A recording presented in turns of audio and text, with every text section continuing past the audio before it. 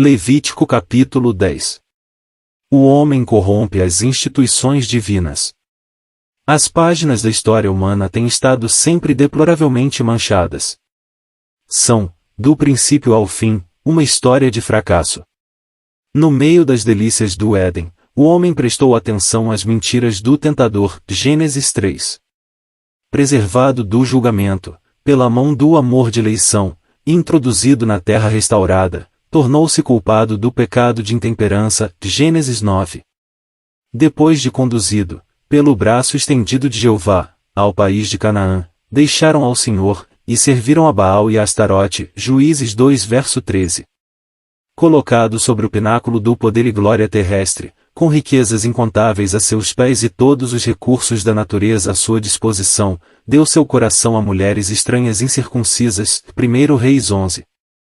Apenas foram promulgadas as bênçãos do Evangelho, logo se tornou necessária a profecia do Espírito Santo quanto aos lobos cruéis, apostasia e toda a sorte de fracasso, Atos 20 verso 29, 1 Timóteo 4 verso 1, 3, 2 Timóteo 3 versos 1 a 5, 2 Pedro 2 verso 2, Judas 4.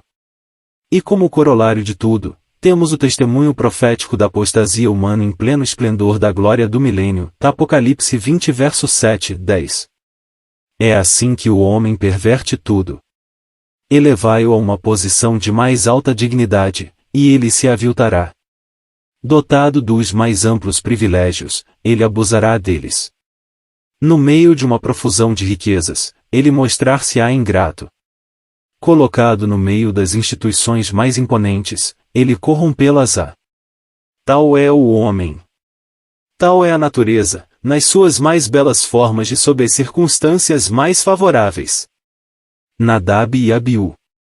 Estamos, pois, preparados, de certo modo, para ouvir as palavras com que abre o nosso capítulo. E os filhos de Arão, Nadab e Abiú, tomaram cada um o seu incensário, e puseram neles fogo, e puseram incenso sobre ele, e trouxeram fogo estranho perante a face do Senhor, o que lhes não ordenara. Que contraste com a cena da última parte do nosso estudo! Ali tudo foi feito como o Senhor ordenou, e o resultado foi a manifestação da glória. Aqui é feita qualquer coisa que o Senhor não ordenam, e o resultado é o juízo. Apenas cessou o eco do grito de vitória e já os elementos de um culto corrompido estavam preparados. Apenas a posição divina lhes havia sido atribuída e já era deliberadamente abandonada por negligência do mandamento divino. Apenas estes sacerdotes acabavam de ser instalados quando falham gravemente no cumprimento das suas funções sacerdotais. E em que consistiu a sua falta? Eram falsos sacerdotes. Eram apenas pretendentes a este ofício de modo nenhum. Eram filhos legítimos de Arão e verdadeiros membros da família sacerdotal, sacerdotes devidamente ordenados. Os vasos do seu ministério e as suas vestes sacerdotais também estavam em ordem. Em que consistiu, pois, o seu pecado? Mancharam as cortinas do tabernáculo com sangue humano, ou profanaram o recinto sagrado com algum crime que ofendesse a moral? Não existem provas de que tivessem feito tais coisas. Este foi o seu pecado, e trouxeram fogo estranho perante a face do Senhor, o que lhes não ordenara. Aqui estava o seu pecado. Afastaram-se na sua adoração da palavra de Jeová que os havia claramente instruído acerca do modo do seu culto. Já aqui aludimos à plenitude divina e suficiência da palavra do Senhor quanto a todos os pormenores do serviço sacerdotal. Não havia sido deixada nenhuma lacuna para o homem introduzir aquilo que lhe parecesse conveniente ou desejável. Isto é o que o Senhor ordenou, era suficiente. Esta ordem tornava tudo muito simples e claro. Nada se exigia do homem senão um espírito de implícita obediência à ordem divina. Mas falhou nisto. O homem tem mostrado sempre má disposição em seguir o caminho de estrita adesão à palavra de Deus. Os atalhos parecem terem sempre apresentado encantos irresistíveis para o pobre coração humano. As águas roubadas são doces, e o pão comido a ocultas é suave. Provérbios 9 verso 17. É a linguagem do inimigo, Porém o coração humilde e obediente sabe muito bem que o caminho da submissão à palavra de Deus é o único que conduz a águas que são realmente doces ou o pão que pode verdadeiramente ser chamado suave. Nadab e Abiú podiam pensar que uma espécie de fogo era tão boa como a outra, porém não era da sua competência decidir nesse sentido. Deveriam ter atuado segundo a palavra do Senhor, mas, em lugar disso, agiram segundo a sua própria vontade, e colheram os seus terríveis frutos. Mas não sabe que ali estão os mortos, que os seus convidados estão nas profundezas do inferno. Provérbios 9 verso 18. O juízo de Deus sobre a sua casa. Então, saiu fogo de diante do Senhor, e os consumiu, e morreram perante o Senhor. Como isto é profundamente solene! Jeová habitava no meio do seu povo, para governar, julgar e atuar, segundo os direitos da sua natureza. Nos versículos finais do capítulo 9 lemos: E o fogo saiu de diante do Senhor e consumiu o holocausto e a gordura sobre o altar. O Senhor mostrava assim que aceitava um sacrifício verdadeiro. Porém em capítulo 10 vemos o seu juízo sobre os sacerdotes desviados. É uma dupla ação do mesmo fogo. O holocausto subia como cheiro suave, ao passo que o fogo estranho foi rejeitado como uma abominação. O Senhor foi glorificado no primeiro, mas teria sido uma desonra aceitar o segundo. A graça divina aceitava e deleitava-se naquilo que era uma figura do precioso sacrifício de Cristo, a santidade divina rejeitava que era fruto da vontade corrompida do homem, vontade que nunca é mais horrenda e abominável como quando se miscui nas coisas de Deus.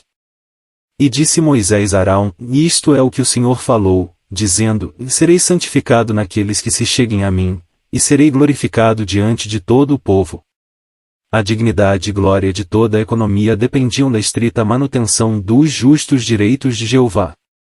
Se estes direitos fossem menosprezados, estaria tudo perdido.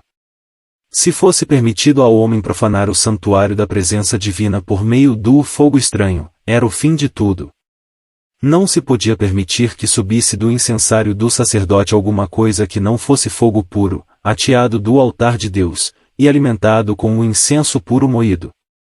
Bela ilustração da verdadeira e santa adoração, da qual o Pai é o objetivo, Cristo o assunto e o Espírito Santo o poder.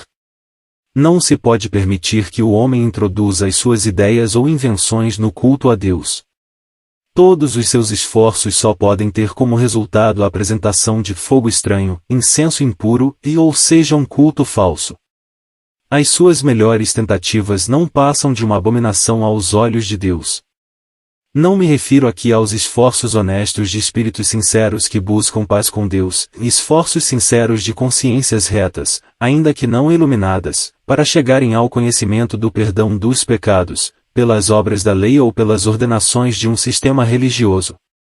Sem dúvida, tais pessoas acabarão, em virtude da infinita bondade de Deus, por entrar na luz clara do gozo e conhecimento da salvação. Esses esforços provam claramente que se busca diligentemente a paz, embora, ao mesmo tempo, provem claramente que a paz ainda não foi alcançada. Nunca ninguém seguiu sinceramente a luz tênue que houvesse incidido sobre a sua consciência sem haver recebido, a seu tempo, mais ao que tem ser-lhe-á dado. A vereda dos justos é como a luz da aurora que vai brilhando mais e mais, até ser dia perfeito. Provérbios 4 verso 18. Tudo isto é tão claro como é animador, mas não deixa inteiramente de parte a questão da vontade humana e as invenções ímpias em relação com o serviço e culto de Deus.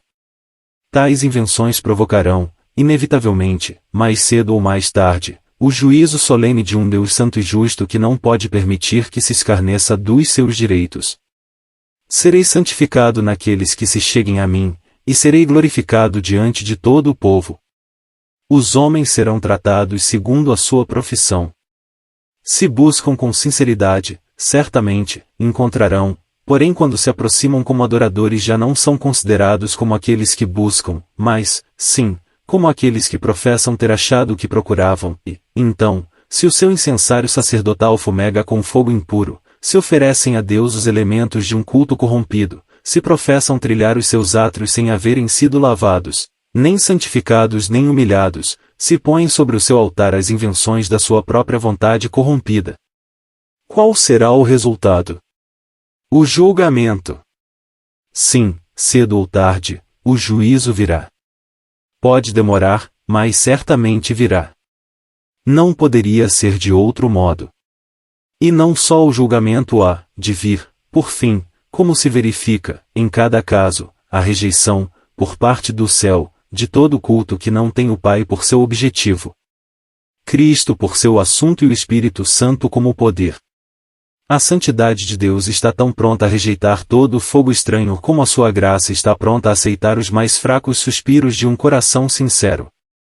Deus tem de derramar o seu justo juízo sobre todo o culto falso, não obstante, não esmagará a cana quebrada, e não apagará o morrão que fumega. Mateus 12 verso 20. Este pensamento é muito solene quando recordamos os milhares de incensários deitando fumo com fogo estranho nos vastos domínios da cristandade. Que o Senhor, em sua rica graça, aumente o número dos verdadeiros adoradores, que adoram o Pai em espírito e em verdade. João 4. É infinitamente melhor pensar na verdadeira adoração ascendendo de corações honestos até ao trono de Deus, do que contemplar, ainda que por um momento, o culto corrompido sobre o qual o juízo divino será dentro em pouco derramado. Todo aquele que conhece, por graça, o perdão dos seus pecados pelo sangue expiador de Jesus pode adorar o Pai em espírito e em verdade, pois conhece o justo fundamento, o próprio objetivo, o verdadeiro assunto e o poder real do culto. Estas coisas só podem ser conhecidas de um modo divino. Não pertencem à natureza ou à terra. São espirituais e celestiais. Uma grande parte do que entre os homens passa por ser culto a Deus, afinal, apenas fogo estranho. Não há fogo puro nem incenso puro, e, portanto, o céu não o aceita, e, embora não se veja cair o julgamento divino sobre aqueles que oferecem tal culto, como caiu sobre Nadab e Abiú, é somente porque Deus estava em Cristo reconciliando consigo o mundo, não lhes imputando os seus pecados, segundo Coríntios 5 verso 19. Não é porque o culto seja aceitável a Deus, mas porque Deus é misericordioso. Contudo, aproxima-se rapidamente o tempo em que o fogo estranho será apagado para sempre, quando o trono de Deus não será mais insultado pelas nuvens do incenso impuro ascendendo de adoradores impuros, quando tudo que é adulterado será abolido e todo o universo será como um vasto e magnificente templo, no qual o verdadeiro Deus, Pai, Filho e Espírito Santo, será adorado pelos séculos dos séculos.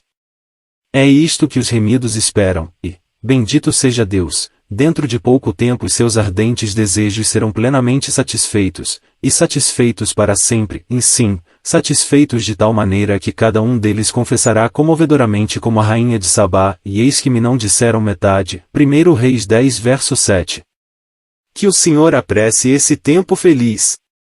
Voltemos agora ao nosso solene capítulo, e, demorando-nos um pouco mais com ele, procuremos reunir e levar conosco algumas das suas salutares instruções, porque são verdadeiramente benéficas numa época como esta, em que há tanto fogo estranho.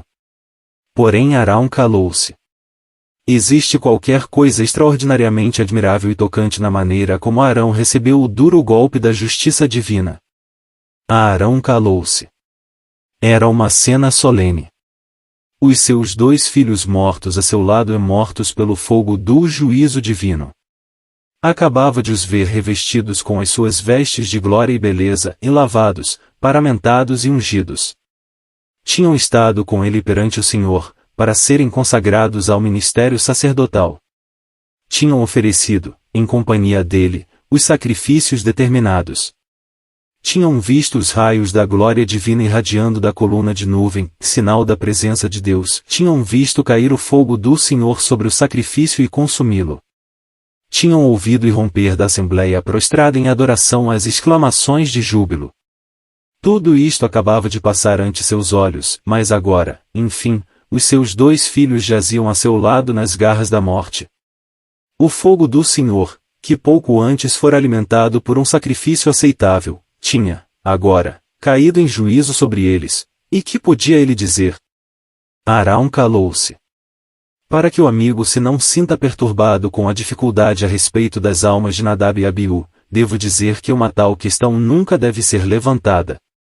Em casos como o de Nadab e Abiú, em Levítico 10, Core e a sua companhia, em Números 16, toda a congregação, exceto Josué e Calebe, cujas ossadas ficaram no deserto, segundo Números 14 e Hebreus 3, Acã e sua família, Josué 7, Ananias e Safira, em Atos 5, os que foram julgados por abusos à mesa do Senhor, 1 Coríntios 11, a questão da salvação da alma nunca é levantada. Devemos ver nele simplesmente os atos solenes de Deus no meio do seu povo. Emudeci, não abro a minha boca, porquanto tu o fizeste, Salmos 39 verso 9.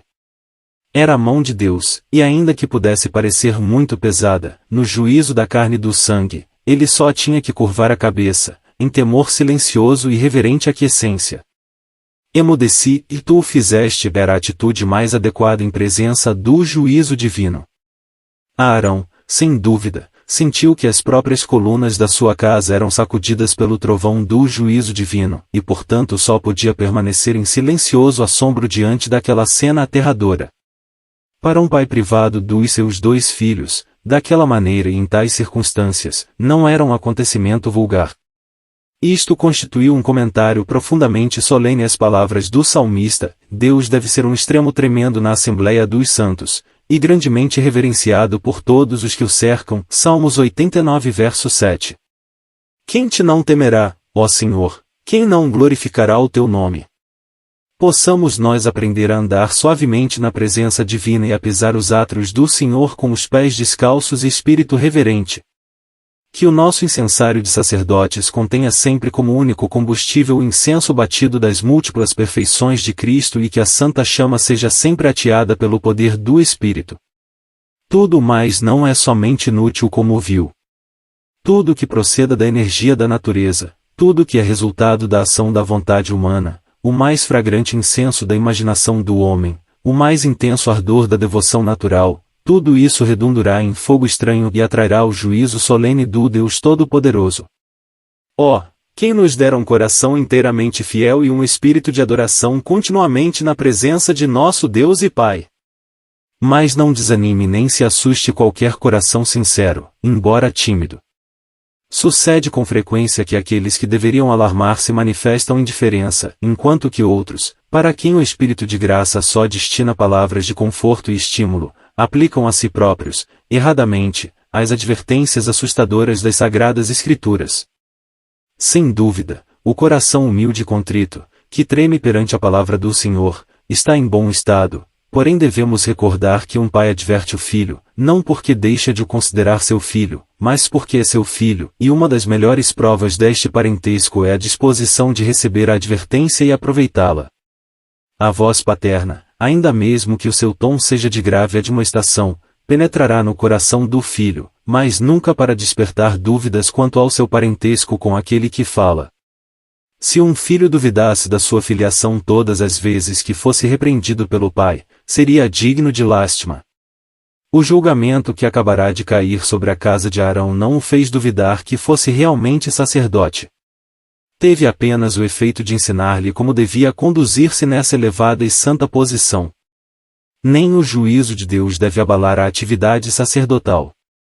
E Moisés disse a Arão e a seus filhos Eleazar e Itamar: Não descobrireis as vossas cabeças, nem rasgareis os vossos vestes, para que não morrais, nem venha grande indignação sobre toda a congregação, mas os vossos irmãos, toda a casa de Israel, lamentem este incêndio que o Senhor acendeu. Nem saireis da porta da tenda da congregação, para que não morrais, porque está sobre vós o azeite da unção do Senhor. E fizeram conforme a palavra de Moisés. Levítico 10 versos 6 e 7. Arão, Eleazar e Itamar deviam permanecer impassíveis na sua elevada posição, e na sua santa dignidade, e na sua posição de santidade sacerdotal. Nem a falta, nem o seu consequente julgamento deviam interferir com os que usavam as vestes sacerdotais e eram ungidos com o azeite da unção do Senhor. Esse azeite havia-os colocado num sagrado recinto onde as influências do pecado, da morte e do juízo não podiam atingi-los. Os que estavam fora, que estavam a uma distância do santuário, que não estavam na posição de sacerdotes, podiam lamentar o incêndio, mas quanto a Arão e seus filhos deviam continuar no desempenho das suas santas funções, como se nada tivesse acontecido. Sacerdotes no santuário não deviam lamentar-se, mas adorar. Não deviam chorar, como na presença da morte, mas curvar as cabeças ungidas na presença da visitação divina. O fogo do Senhor podia agir, e fazer a sua obra de juízo, mas, a um verdadeiro sacerdote, não interessava o que esse fogo tinha vindo fazer, se vinha para expressar a aprovação divina consumindo o sacrifício, ou o desagrado divino consumindo os que ofereciam fogo estranho, ele só tinha que adorar. Aquele fogo era uma manifestação bem conhecida da presença divina em Israel, e que atuasse em misericórdia ou julgamento, a obrigação de todo verdadeiro sacerdote era adorar. Cantarei a misericórdia e o juízo, e a ti, Senhor, cantarei. Há em tudo isto uma profunda e santa lição para a alma. Os que são conduzidos para perto de Deus no poder do sangue pela unção do Espírito Santo devem mover-se numa esfera fora do alcance das influências naturais. A proximidade de Deus dá à alma um tal conhecimento dos seus caminhos, uma tal compreensão da justiça de todas as suas dispensações que nos habilita a adorar na sua presença, ainda mesmo que o golpe da sua mão nos tenha tirado o objeto das maiores afeições. Pode perguntar-se, teremos de ser estoicos? E eu pergunto, Arão e seus filhos eram estoicos? Não, eles eram sacerdotes.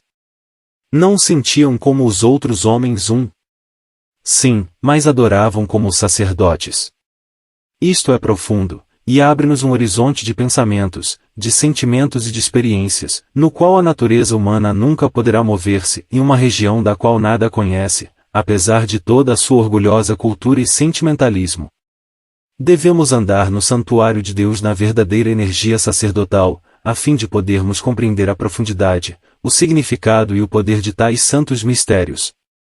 O profeta Ezequiel foi chamado, nos seus dias, para aprender esta lição, e veio a mim a palavra do Senhor, dizendo, e filho do homem, eis que tirarei de ti o desejo dos teus olhos de um golpe, mas não lamentarás, nem chorarás, nem te correrão as lágrimas. Refreia o teu gemido, não tomarás luto por mortos, ata o teu turbante, e coloca nos pés os teus sapatos, e não te rebuçarás e o pão dos homens não comerás, e fiz pela manhã como se me deu ordem. Ezequiel 24 versos 15 a 18. Dir-se-á que tudo isto era um sinal para Israel.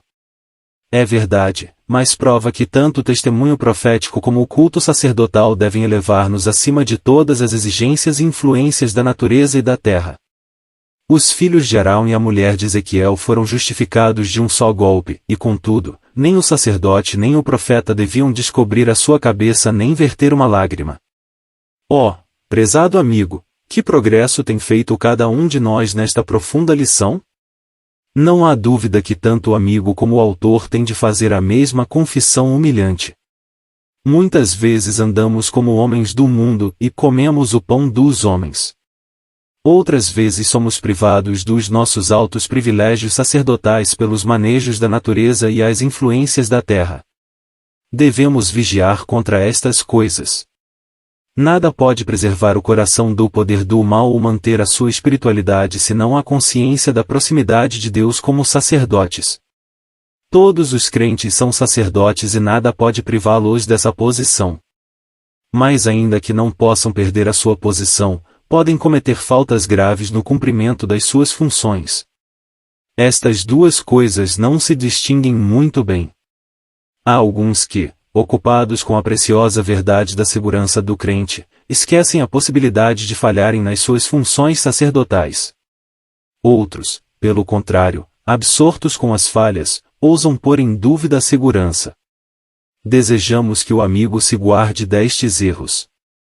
É preciso estar-se bem fundado na doutrina divina da eterna segurança de todos os membros da verdadeira casa sacerdotal, mas deve recordar-se também que existe a possibilidade de falha, daí a necessidade constante de oração, para não cairmos.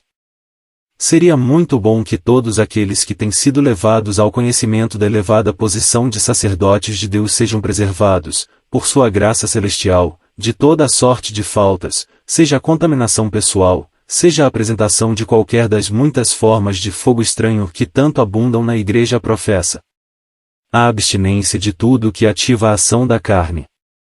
E falou o Senhor a Arão, dizendo, vinho ou bebida forte tu e teus filhos contigo não bebereis, quando entrardes na tenda da congregação, para que não morrais, estatuto perpétuo será isso, entre as vossas gerações, para fazer diferença entre o santo e o profano e entre o imundo e o limpo e para ensinar aos filhos de Israel todos os estatutos que o Senhor lhes tem falado pela mão de Moisés. Versículos 8 a 11. O efeito do vinho é excitar a natureza humana, e todo sentimento natural prejudica aquela condição tranquila e equilibrada da alma que é essencial ao desempenho das funções sacerdotais. Em vez de utilizar meios para excitar a natureza, devemos tratá-la como uma coisa que não tem existência. Só assim estaremos em condição moral para servir no santuário e para formar um juízo imparcial entre o que é imundo e o que é puro, e para explicar e transmitir o pensamento de Deus. Compete a cada um julgar, por si mesmo, o que, no seu caso particular, atuar como vinho ou bebida forte. Alguns têm pensado que, devido ao lugar especial que esta recomendação a respeito do vinho ocupa, Nadab e Abiú teriam estado debaixo da influência de bebida forte, quando ofereceram o fogo estranho.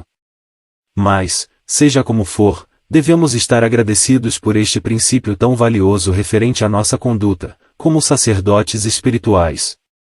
Timóteo, como sabemos, precisou de uma recomendação apostólica para se convencer até mesmo a tocar-lhe, por amor da sua saúde. 1 Timóteo 5.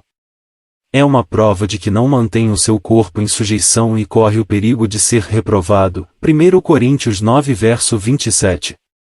As coisas que excitam a natureza humana são na verdade múltiplas, a riqueza, a ambição, a política e uma diversidade de coisas de competição de que estamos rodeados. Todas estas coisas atuam como poderosos excitantes sobre a natureza humana, e tornam-nos inteiramente incapazes de todo o serviço sacerdotal. Se o coração está cheio do sentimento de orgulho, de cobiça ou de rivalidade, é absolutamente impossível gozar o ar puro do santuário ou cumprir as sagradas funções do ministério sacerdotal. Os homens falam da versatilidade do gênio humano, ou da facilidade com que se passa rapidamente de uma coisa a outra. Mas por muito versátil que seja o gênio do homem não consegue fazê-lo passar de um círculo profano de assuntos literários, comerciais ou políticos, para o santo retiro do santuário da presença divina. Nem esse gênio poderá jamais habilitar os olhos ofuscados pelas influências de tais cenas a discernir, com precisão sacerdotal, a diferença entre o que é santo e profano, e entre o imundo e o puro. Não, prezado amigo, os sacerdotes de Deus têm de manter-se separados do vinho e bebida forte. O seu caminho é um caminho de santa separação e abstração. Tem de levar-se muito acima das influências dos gozos terreais assim como das dores do mundo. Se alguma coisa tem a fazer com bebida forte é oferecê-la no santuário como libação ao Senhor. Números 28 verso 7. Por outras palavras, a alegria dos sacerdotes de Deus não é a alegria da terra, mas a do céu, a do santuário. A alegria do Senhor é a vossa força. Oh, se ponderássemos profundamente estas santas instruções! Sem dúvida necessitamos muito de o fazer. Se menosprezarmos as nossas responsabilidades sacerdotais, tudo estará em desordem. Quando contemplamos o acampamento de Israel, podemos observar 3 círculos, e a forma como o círculo mais interior tinha o seu centro no santuário. Havia primeiro o círculo dos guerreiros, Números capítulos L 2. A seguir o círculo dos levitas em volta do tabernáculo, Números capítulos 3 e 4. E, finalmente, o círculo mais interior dos sacerdotes que ministravam no lugar santo. Ora, lembremo-nos de que o crente é chamado para se mover em todos estes círculos. Entra na luta como guerreiro, Efésios 6 versos 11 a 17, 1 Timóteo 1 verso 18, 6 verso 12, 2 Timóteo 4 verso 7. Serve como um levita no meio dos seus irmãos, segundo a sua capacidade e esfera, Mateus 25 versos 14 e 15, Lucas 19 versos 12 e 13. Finalmente, sacrifica e adora, como sacerdote, no lugar santo, Hebreus 13 versos 15 e 16, 1 Pedro 2 versos 5 a 9. Este último ofício durará para sempre. E, além disso, é segundo a maneira acertada como nos movemos nesse santo círculo que todas as outras relações e responsabilidades são retamente desempenhadas.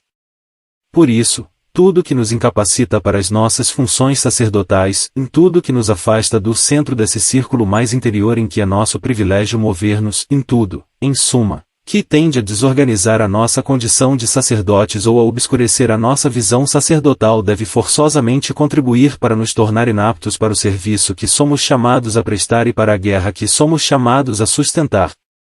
São de peso estas considerações. Fixemo-nos nelas.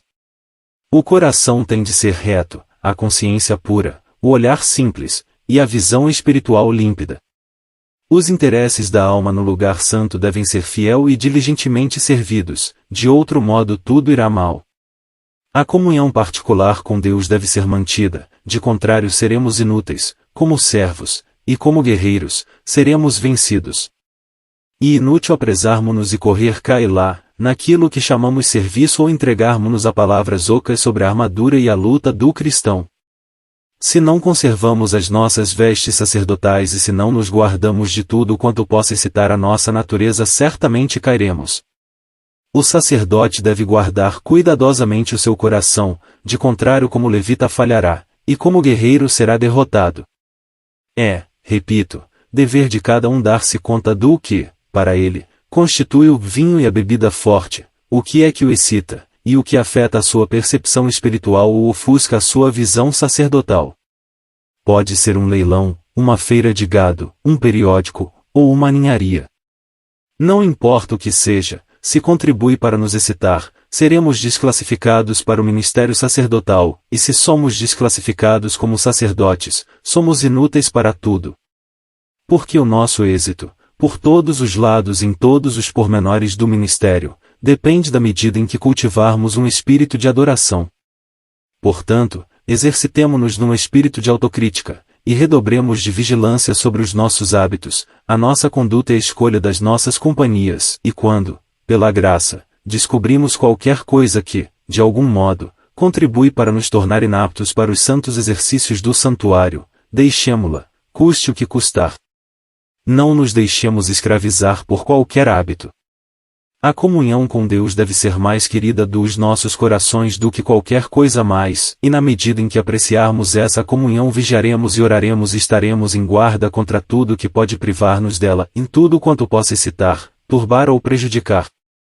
Como permanecer na presença divina quando a carne acabou se manifestando? E disse Moisés a Arão, e a Eleazar, e a Itamar, seus filhos, que lhe ficaram, e tomai a oferta de manjares, restante das ofertas queimadas ao Senhor, e comei-a sem levedura junto ao altar, porquanto uma coisa santíssima é, portanto, o comereis no lugar santo, porque isto é a tua porção e a porção de teus filhos, das ofertas queimadas do Senhor, porque assim me foi ordenado. Versículos 12 e 13. Poucas coisas há em que somos tão propensos a cair como no cumprimento do padrão divino, quando a fraqueza humana prevalece. Somos como Davi, quando o Senhor feriu a Uza, por causa do seu pecado estendendo a mão sobre a arca. E naquele dia temeu Davi ao Senhor, dizendo, como trarei a minha arca de Deus? 1 Crônicas 13 verso 12. E imensamente difícil alguém curvar-se ante o juízo divino, e, ao mesmo tempo, manter-se bem sobre o fundamento divino. A tentação está em baixar o padrão do seu alto nível para se tomar o terreno humano. Devemos precaver-nos cuidadosamente contra este mal, tanto mais perigoso quanto é certo que se reveste de uma aparência de modéstia, desconfiança e humildade. Arão e seus filhos, apesar de tudo que tinha acontecido, deviam comer a oferta de manjares no lugar santo. Deviam comê-la, não porque tudo tinha corrido bem, mas porque ele é a tua porção, e assim me foi ordenado. Ainda que tivesse havido pecado, contudo, o lugar deles era no tabernáculo, e os que ali permaneciam tinham certos deveres baseados sobre o mandamento divino. Ainda que o homem tivesse falhado 10.000 vezes, a palavra do Senhor não podia falhar, e essa palavra assegurava certos privilégios para todos os verdadeiros sacerdotes, que eles podiam usufruir. Os sacerdotes de Deus não deviam ter nada de comer, nenhum alimento sacerdotal, porque se havia cometido uma falta e devia consentir-se que os que haviam ficado morressem de fome porque Nadab e Abiú tinham oferecido fogo estranho. Não, de modo nenhum, Deus é fiel, e nunca poderá consentir que alguém esteja faminto na sua bendita presença. O filho pródigo pode vaguear, dissipar toda a sua fazenda e chegará à indigência, mas a verdade permanece que na casa de meu pai há abundância de pão. Também o peito da oferta do movimento e a espádua da oferta alçada comereis em lugar limpo, teu, e teus filhos, e tuas filhas contigo, porque foram dados por tua porção, e por porção de teus filhos, dos sacrifícios pacíficos dos filhos de Israel, e o que será por estatuto perpétuo, e como o Senhor tem ordenado. Versículos 14 e 15. Que força e que estabilidade temos aqui! Todos os membros da família sacerdotal, filhos e filhas, todos, qualquer que fosse a medida da sua energia ou capacidade, deviam alimentar-se do peito e da espádua, figuras do afeto e poder dele aquele que é a verdadeira oferta de manjares, ressuscitado de entre os mortos e apresentado diante de Deus. Este precioso privilégio pertencia-lhes por estatuto perpétuo, como o Senhor tinha ordenado. Isto torna tudo seguro e firme, haja o que houver. Muitos podem faltar e pecar, podem chegar a oferecer fogo estranho, porém a família sacerdotal de Deus não pode ser privada da rica e graciosa porção que o amor divino instituiu e a fidelidade divina lhe assegura por estatuto perpétuo. Contudo, devemos distinguir entre os privilégios que pertenciam a todos os membros da família de Arão, tanto a filhos como a filhas, e aqueles que só podiam ser desfrutados pelos varões dessa família. Já fizemos alusão a isto no estudo sobre as ofertas. Há certas bênçãos que são comuns a todos os crentes, simplesmente por serem crentes, mas há outras que requerem uma maior medida de conhecimento espiritual e energia sacerdotal para serem aprendidas e gozadas. Ora, é pior do que presunção, sim, é irreverente, pretender gozar esta mais alta medida de bênção, quando, na realidade, não a possuímos. Uma coisa é reter com firmeza os privilégios que nos são dados por Deus, e nunca nos podem ser tirados, e outra assumir uma capacidade espiritual que nunca chegamos a obter. Sem dúvida, devíamos desejar ardentemente a mais alta medida de comunhão sacerdotal, a mais elevada ordem de privilégios sacerdotais, mas desejar uma coisa não é o mesmo que permitir tê-la. Uma omissão no serviço. Este pensamento lança luz sobre o último parágrafo do nosso capítulo. E Moisés diligentemente buscou o bode da expiação, e eis que já era queimado, portanto, indignou-se grandemente contra Eleazar e contra Itamar, os filhos que de Arão ficaram, dizendo: Por que não comestes a oferta pela expiação do pecado no lugar santo? Pois uma coisa santíssima é e o Senhor a deu a vós, para que levasseis a iniquidade da congregação, para fazer expiação por eles diante do Senhor. Eis que não se trouxe o seu sangue para dentro do santuário, certamente havíeis de comê-la no santuário, como eu tinha ordenado. Então, disse Arão a Moisés: Eis que hoje meus filhos ofereceram a sua oferta pela expiação de pecado e o seu holocausto perante o Senhor, e tais coisas me sucederam. Se eu hoje tivesse comido a oferta pela expiação do pecado, seria, pois, aceito aos olhos do Senhor. E Moisés ouvindo isto, Arão foi aceito aos seus olhos. Às filhas de Arão não era permitido comer da oferta pelo pecado. Este alto privilégio pertencia só aos filhos e era uma figura da forma mais elevada de serviço sacerdotal. Comer da oferta pelo pecado era expressão de plena identificação como ofertante, e isto requeria a capacidade espiritual e energia de que os filhos de Arão eram figuras. Nesta ocasião, porém, é evidente que Arão e seus filhos não estavam na condição espiritual de se elevarem a tão alto e santo princípio. Deviam estar nessa posição, mas não estavam. Tais coisas me sucederam, disse Arão. Era sem dúvida uma falta deplorável, mas, ainda assim, Moisés, ouvindo isto, Arão foi aceito aos seus olhos. Vale muito mais sermos sinceros na confissão das nossas faltas e negligência do que pretendermos ter uma força espiritual que de fato não possuímos. Assim, pois, o capítulo 10 do livro de Levítico começa com um pecado positivo e termina com um pecado de omissão. Nadab e Abiú ofereceram fogo estranho e Eleazar e Itamar mostraram-se incapazes de comer da oferta da expiação. Para o pecado dos primeiros houve o juízo divino, para a omissão dos últimos houve indulgência divina. Não podia haver tolerância para o fogo estranho. equivalia a menosprezar abertamente o mandamento expresso de Deus. Evidentemente, há uma grande diferença entre a transgressão deliberada de um mandamento positivo e a simples incapacidade de se elevar à altura de um privilégio divino. O primeiro caso é afrontar abertamente a Deus, o último caso é a perda de uma bênção que está ao seu dispor. Não deveria ter ocorrido nenhuma falta nem a outra, mas a diferença entre uma e a outra é fácil de compreender. Que o Senhor, em sua graça infinita, nos guarde para que sempre possamos habitar no retiro da sua santa presença, permanecendo em seu amor e alimentando-nos da sua verdade. Assim seremos preservados do fogo estranho e da bebida forte, quer dizer, de um culto falso, seja de que espécie for, e da excitação carnal sob todas as suas formas.